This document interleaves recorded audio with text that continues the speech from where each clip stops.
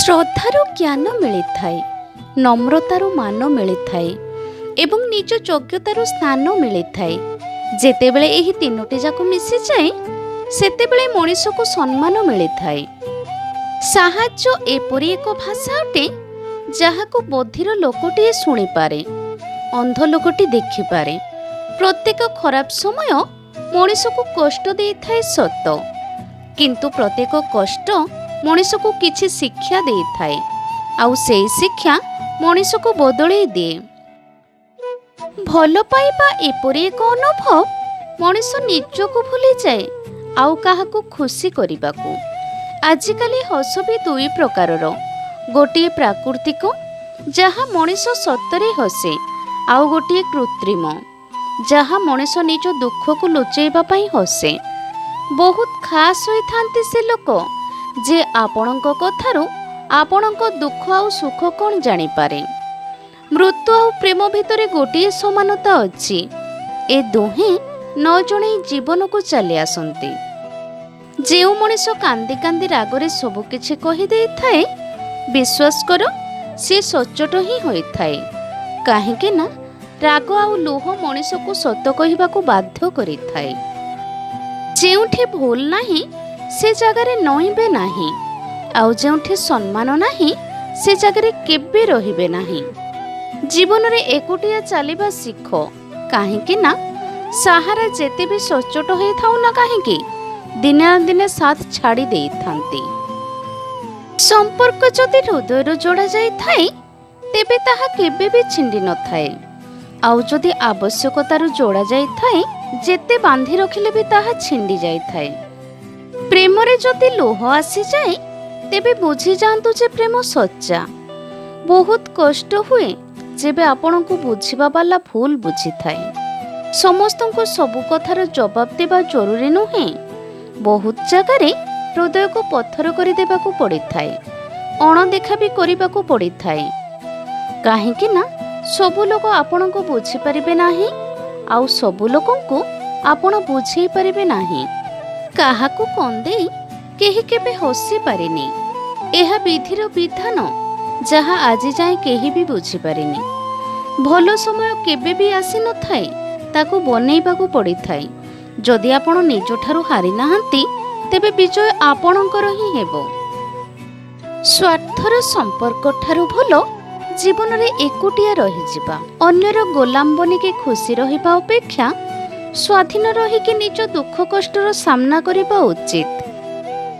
ସତ ଭଲ ପାଇବାରେ ପ୍ରେମ ମିଳୁ କି ନ ମିଳୁ, କିନ୍ତୁ ଜୀବନ ସାରା ଭାବିବା ପାଇଁ ଗୋଟିଏ ଚେହେରା ନିଶ୍ଚୟ ମିଳିଯାଏ।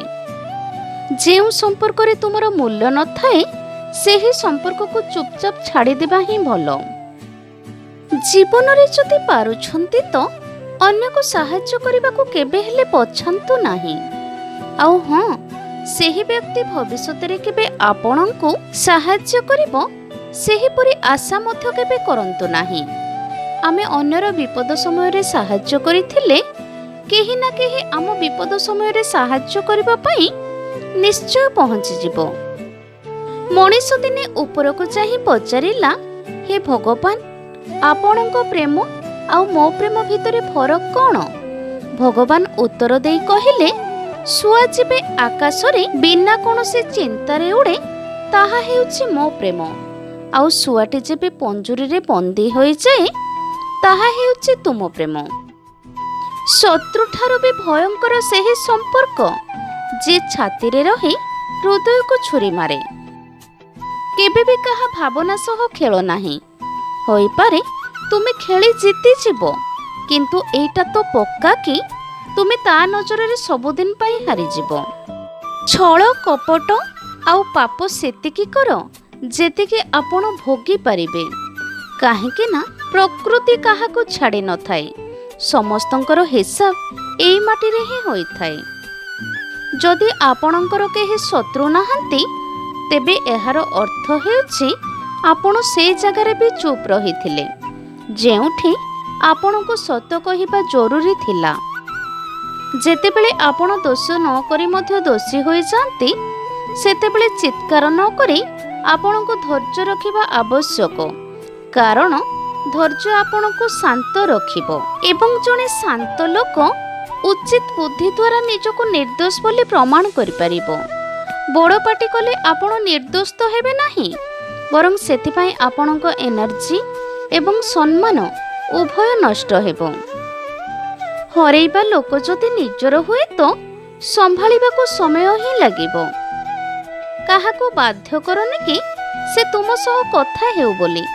କିଛି ଦିନ ଚୁପ୍ ରହିକି ଦେଖ ତାଙ୍କ ଜୀବନରେ ତୁମର ମୂଲ୍ୟ କେତେ। ପିଲାଦିନ କେତେ ଭଲ ଥିଲା, ସେତେବେଳେ ଖେଳନା ହିଁ ଜୀବନ ଥିଲା, ଆଉ ଏବେ ଜୀବନ ହିଁ ଖେଳନା ହୋଇଯାଇଛି।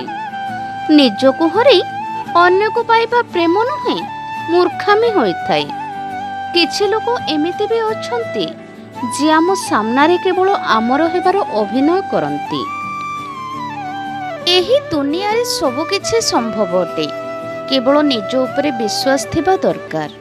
ଭଲ ହେଇଛି ଆଜି ଆଇନାରେ କେବଳ ଚେହେରା ଦେଖାଯାଉଛି, ଯଦି ନିଜ ଚରିତ୍ର ଦେଖାଯାଉଥାନ୍ତା ଏଠି କିଛି ଲୋକ ଆଇନା ଦେଖିବା ହିଁ ଛାଡ଼ି ଦେଇଥାନ୍ତେ। ଜୀବନରେ କେବେ ବି କାହାକୁ ଦୋଷ ଦିଅ ନାହିଁ। ଭଲ ଲୋକଙ୍କ ଠାରୁ ଖୁସି ମିଳିଥାଏ, ଖରାପ ଲୋକଙ୍କ ଠାରୁ କିଛି ଶିଖିବାକୁ ମିଳିଥାଏ। ଟିକେ ଧ୍ୟାନର ସହ ସମ୍ପର୍କ ଗଢ଼ନ୍ତୁ। ଏଠି ଦେଖେଇ ହେଉଥିବା ଲୋକ ବହୁତ ଅଧିକ ଅଛନ୍ତି, ସାଥ ଦେବା ଲୋକ ବହୁତ କମ୍ ଅଛନ୍ତି। ଏହି ଭିଡ଼ିଓଟି ଯଦି ଆପଣମାନଙ୍କୁ ଭଲ ଲାଗିଥାଏ ତାହେଲେ ମୋ ଭିଡ଼ିଓଟିକୁ ଲାଇକ୍, ସେୟାର, କମେଣ୍ଟ କରି ମୋ ଚ୍ୟାନେଲଟିକୁ ସବସ୍କ୍ରାଇବ୍ କରିଦିଅନ୍ତୁ।